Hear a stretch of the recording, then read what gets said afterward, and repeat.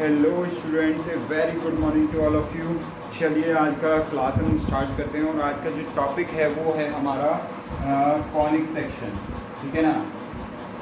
ये IIT JEE point of view से बहुत ही ज़्यादा इम्पोर्टेंट टॉपिक है और इसमें बेसिकली हमारे जो चैप्टर्स होते हैं वो 3 चैप्टर्स होते हैं, बट इसको करने के लिए आपको स्ट्रेट लाइंस और सर्कल्स का कंसेप्ट क्लियर होगा तो काफ़ी अच्छा होता है। ठीक है, नहीं तो उसके अलावा भी हम कर सकते हैं, but it should be beneficial for us. ठीक है, तो अब हम कैसे कर सकते हैं, इसको स्टार्ट कैसे करेंगे। अगर हम कॉनिक सेक्शन की बात करते हैं तो बेसिकली ये ज्योमेट्रिकल मतलब कह सकते हैं कि टच देता है। कैसे देता है, अगर हम कॉनिक सेक्शन की बात करते हैं तो हमारे पास या तो आपके पास पैराबोला बनेगा, ठीक है, पैराबोला बनेगा, या तो आपके पास, या फिर आपके पास क्या बनेगा इसमें, या फिर आपके पास बनेगा एलिप्स, है ना, इस टाइप से कोई फिगर बनेगा, या फिर आपके पास हाइपरबोला बनेगा। अब अलग अलग कंडीशंस में अलग अलग फिगर जनरेट होते हैं। ये तो हमारा एक बेसिक स्ट्रक्चर हो गया, बट ये कैसे होता है, ये सब कैसे होता है वो हम थ्रू आउट द चैप्टर हम रीड करेंगे। तो आपको सबसे पहले जो जानना है वो ये है, हम स्टार्ट करते हैं। ठीक है, देखिए, अगर मैं बोलता हूँ कि मेरे पास एक लाइन है और मेरे पास एक फिक्स्ड पॉइंट है, ये वाला पॉइंट क्या है, ये एक फिक्स्ड पॉइंट है, this is the fixed point.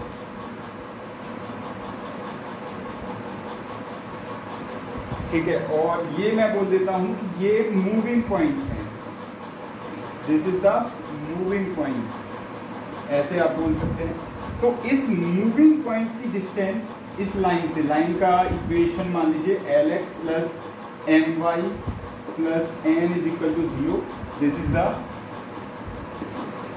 Fixed line, यहाँ से है, और ये मूविंग पॉइंट का डिस्टेंस यहाँ से है।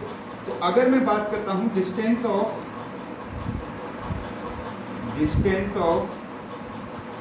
Moving point from fixed point, और इसका रेशियो किसके साथ, इसका रेशियो हमारे पास distance of moving point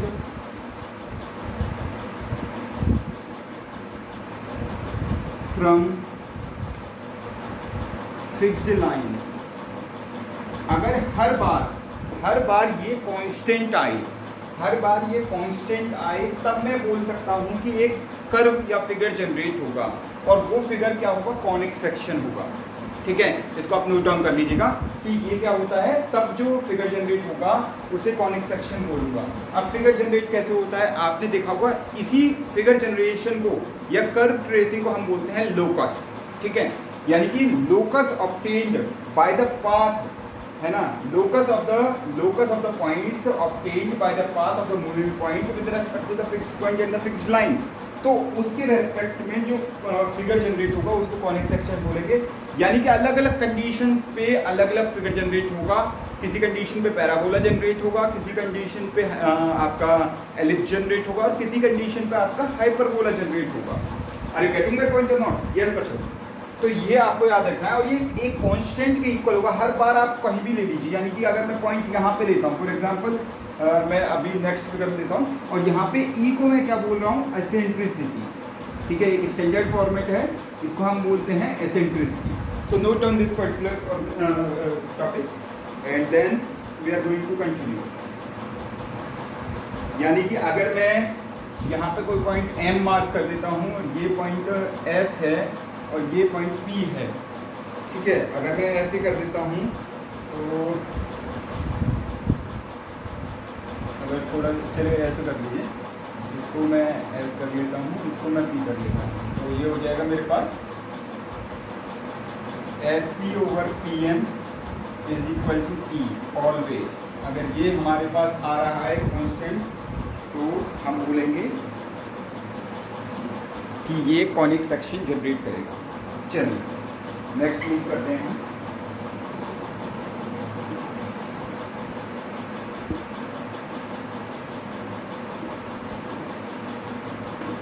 yes बच्चों, देखिए, अगर मैं ई का value, if the value of E is 0, तो मेरे पास जो कंडीशन जनरेट होगी या लोकस जनरेट होगा वो क्या होगा, सर्किल होगा। अगर ई का वैल्यू 1 होता है तो लोकस जनरेट होगा वो क्या होगा, यस एनीवन, पैराबोला होगा। ठीक है, पैराबोला। अगर ई का वैल्यू ग्रेटर देन 1 हो तब क्या जनरेट होगा, यस सोचिए, बताइए, what will be the figure और the locus which will be obtained when the E is greater than 1, yes बताइए एनीवन, हाइपरबोला। ठीक है, ये बच्चों हाइपरबोला हो जाएगा। अब ये कैसे कैसे होगा वो, ये तो एक इनिशियल है, उसके बाद हम जाएंगे डिटेल में, जाएंगे एक एक कंडीशंस, एक एक थ्योरम, एक एक प्रूफ जो भी है डिटेल में हम पढ़ेंगे इसको। ठीक है, अगर ई का वैल्यू 1 होगा तो मेरे पास क्या फिगर जनरेट होगा, एलिप्स जनरेट होगा। ठीक है, तो इसको नोट करके रखिएगा, ये बहुत ही इंपॉर्टेंट है। जब भी आपको हम डिटेल में जाएंगे, first of all we are going to study parabola, then we are going to study ellipse, then we are going to study hyperbola. So we are not going to cover this particular portion because already it is being discussed in the chapter of circle. तो circle में हम already इसको discuss कर चुके हैं, तो यहाँ पे हम इसको करने का ज़रूरत नहीं है। अगर आपने वो टॉपिक्स या वो क्लासेस अटेंड किए हैं तो आपके लिए ईजी होगा। अदरवाइज किसी और पर्टिकुलर बैच में या फिर वहाँ पे आपको ये करना होगा। ठीक है, चलिए, यस डन। अब यहाँ पे देखिए, अगर मैं पैराबोला की बात करता हूँ, यानी कि कर्व जो बनेगा वो पैराबोला बनेगा, तो मैं एक पैराबोला जनरेट कर लेता हूँ। ठीक है, हमारे पास कोई इक्वेशन होगी, उसकी हेल्प से फिगर, मेरा ड्राइंग तो है ना बहुत ज़्यादा अच्छा नहीं है, फिर भी मैं कोशिश कर रहा हूँ। अब तो इतना तो मेरे साथ कॉपरेट कर ही सकते हो। ठीक है, तो ये मेरे पास P और ये मेरे पास M, यहाँ पे ये मेरे पास क्या है, फिक्स्ड पॉइंट है। ठीक है, ये मेरे पास क्या है, मूविंग पॉइंट है। ठीक वैसे ही जो लास्ट था, बस उसको फॉर्मेट चेंज कर दिया है या शो करने का तरीका चेंज कर दिया है, क्योंकि फिगर जब भी आप कर्व ट्रेस करोगे तो या तो ऐसे बनेगा या ऐसे बनेगा या ऐसे बनेगा या ऐसे बनेगा। ठीक है, बट बनेगा तो वो आपके कार्टेशियन कोऑर्डिनेट्स पे या पोलर कोऑर्डिनेट्स पे। ठीक है, डिपेंडिंग ऑन कि आपकी कौन सी कोऑर्डिनेट्स आप यूज़ कर रहे हो। तो अभी मेरे पास क्या है यहाँ पे कि मूविंग पॉइंट है। अब ये मूव कर रहा है, इसका मतलब ये किसी दिन यहाँ पे भी हो सकता है, हाँ हो सकता है, बिल्कुल हो सकता है, तो फिर ये यहाँ से परपेंडिकुलर हो जाएगा। बट आप समझिए, मैं यहाँ पे क्या बोल रहा हूँ कि SP/PM, अब ये मेरा M हो जाएगा, नया M, इसका वैल्यू यानी कि इसका रेशियो, वैल्यू नहीं कह सकते क्योंकि वैल्यू में तो कॉमन फैक्टर इंक्लूडेड होता है, बट रेशियो में कॉमन फैक्टर इंक्लूडेड नहीं होता है। ठीक है, तो इसका रेशियो हमेशा को फिक्स रहेगा, यानी कि यहाँ से यहाँ तक और यहाँ से यहाँ तक का डिवीजन जब आप लोगे हमेशा वो कांस्टेंट आने वाला है। तो इसीलिए हम बोल रहे हैं कि ये कॉनिक सेक्शन जनरेट करेगा, whether it may be ellipse और इट मे बी हाइपरबोला और it may be parabola. But उसका ई का जो कंडीशन है वो थोड़ा थोड़ा वेरी कर जाएगा अलग अलग उसमें, और फिगर के अकॉर्डिंग कर जाएगा। या किसी में एक फोकस है तो एक, किसी में जैसे एलिप्स में 2 फोकस होंगे तो वहाँ पे हम 2 के अकॉर्डिंग करेंगे। ठीक है, तो यहाँ पे फिक्स्ड, और ये क्या है हमारे पास, ये हमारी फिक्स्ड लाइन है बच्चों, this is the fixed line. So ठीक है, अब this fixed line is known as the directrix, इसको हमने एक नया नाम दे दिया, this fixed line is known as the directrix and this fixed point is known as the focus, this fixed point is known as the focus, इसको हम focus बोलेंगे आज से। ठीक है, और इसको हम बोलेंगे डायरेक्ट्रिक्स। तो ये आपको याद रखना है, these terminologies are very very important. ठीक है, और स्टैंडर्ड फॉर्मेट के अकॉर्डिंग हम इसको एस ही बोलेंगे, फिक्स्ड फोकस को। ठीक है, और मैं अज्यूम कर लेता हूँ थोड़ी देर के लिए कि ये जो पॉइंट P है इसके कोऑर्डिनेट्स हैं H, K। यस बच्चों, coordinates of this point is H, K। Yes,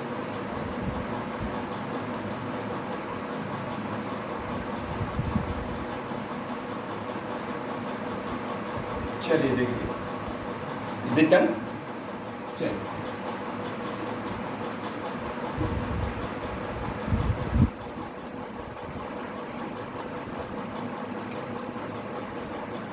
तो अगर हम बात करते हैं, एक मैं छोटा सा फिगर बना लेता हूँ साइड में,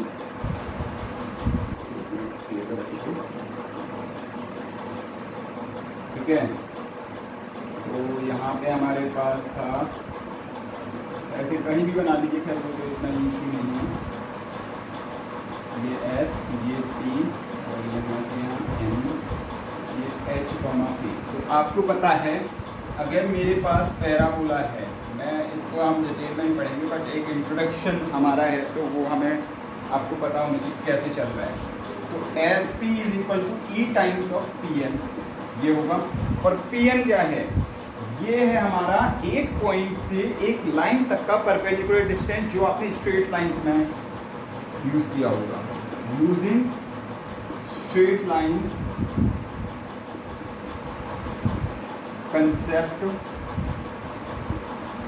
of finding perpendicular distance from a point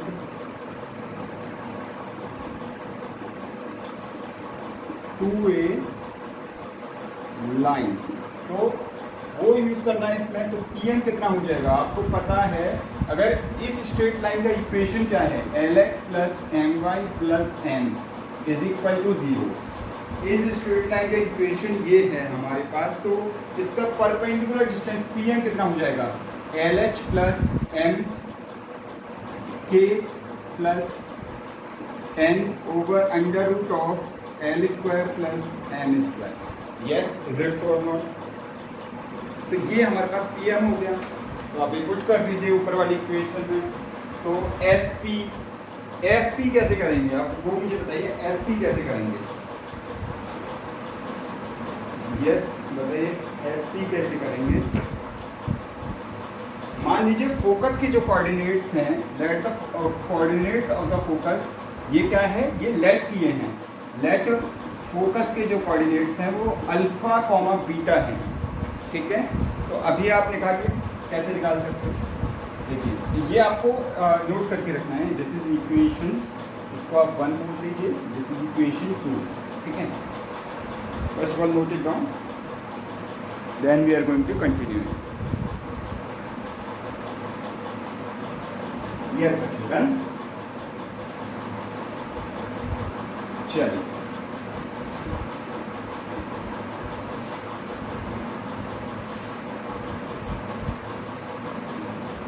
देखो अभी क्या है, अब आपको पता है SP बराबर E टाइम्स ऑफ PM।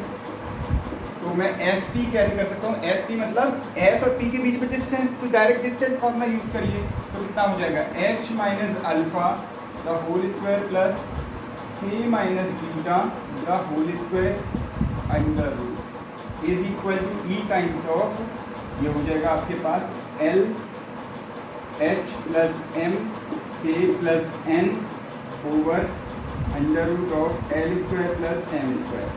या तो आप कहीं कर सकते हो या यहाँ भी कर सकते हो। Now squaring on both sides, ठीक है, कहीं भी कर लीजिए, एक ही बात है।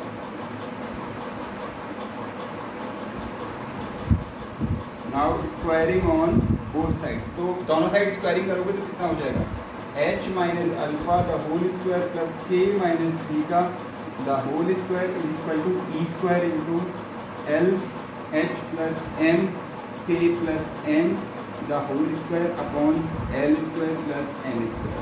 So this is the equation of the parabola. So this is the equation of the parabola. इसको नोट कर लीजिए बच्चे।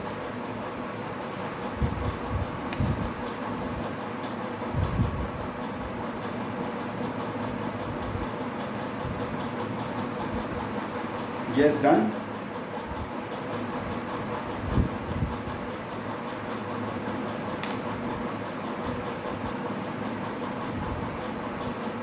चलिए, तो इसको non homogeneous 2 degree non homogeneous equation में अगर हम चेंज करते हैं, H को X कंसिडर कर लेते हैं, ठीक है।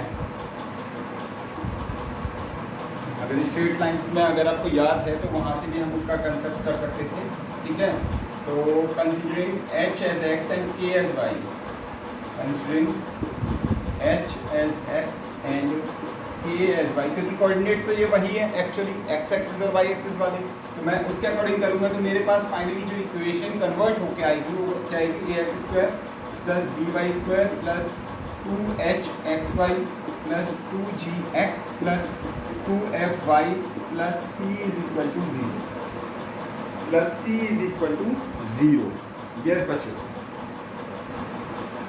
तो ये क्या है, second degree non homogeneous equation, second degree non homogeneous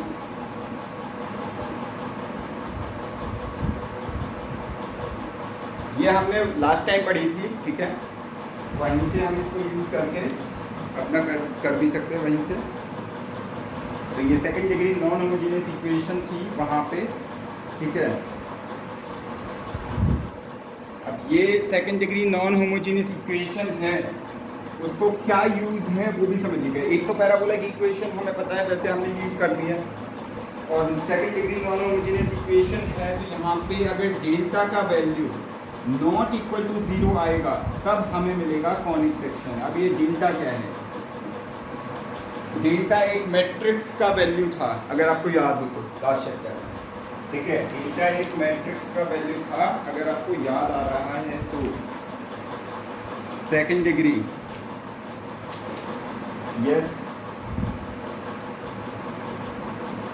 इसमें ये मैं क्या बोल सकता हूँ कि ये एक्स वाई के टर्म्स में एक इक्वेशन है, तो मेरे पास डेल्टा कैसे निकालते थे, A H G H D F G F C, कुछ ऐसे ही था। और इसको जब मैट्रिक्स को मैं सॉल्व करता था तो क्या आता था, ए बी सी प्लस, बताइए, A B C plus 2fgh minus A F square minus G H square. Yes, बताइए किसी को याद है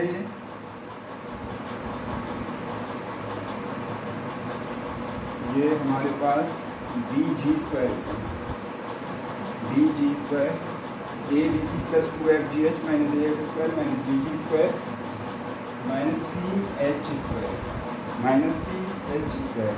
तो ये हमारे पास होता था, ये जो निकलता था वैल्यू उसको हम डेल्टा डिनोट करते थे। अगर डेल्टा का वैल्यू 0 नहीं है तब जो हमें लोकस मिलेगा बच्चों, that will be known as the conic section, है ना। तो अगर मेरे पास डेल्टा का वैल्यू, यानी कि अगर मेरे पास किसी टाइम, आप समझिएगा, अगर मेरे पास किसी टाइम ये पॉइंट जो फिक्स्ड पॉइंट है, या फिर ये कहें कि ये वाला जो मूविंग पॉइंट है यहाँ पे आ जाए, तब मेरे पास क्या बनेगा, तब ये वाली लाइन और ये वाली लाइन मिलेंगी, यानी कि पेयर ऑफ स्ट्रेट लाइन मिल जाएंगी मुझे, तो है ना। और उस केस में डेल्टा क्या होगा, 0 होगा। तो आपको ये समझना पड़ेगा यहाँ पे बच्चों कि अगर डेल्टा का वैल्यू 0 हो गया तब मुझे क्या मिलेगा, इफ डेल्टा बिकम 0, तो ये हो जाएगा पेयर ऑफ स्ट्रेट लाइन्स।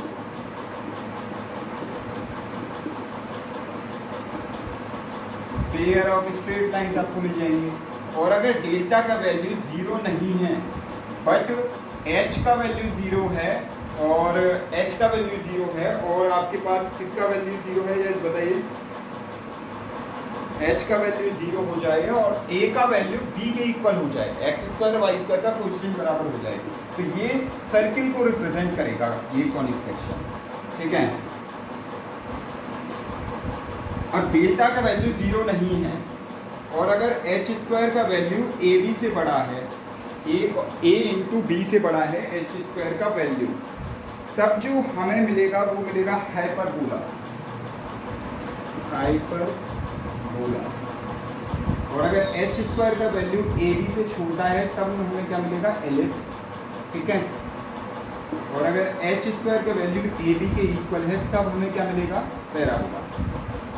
तो ये हमारा 2 डिग्री होमोजीनियस इक्वेशन है जो स्ट्रेट लाइंस वाले कंसेप्ट में हमने देखा था।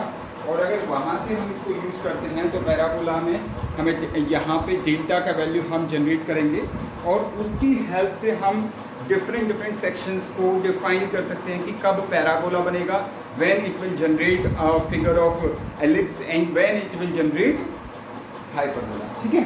तो ये बेसिकली हमारे पास होंगे।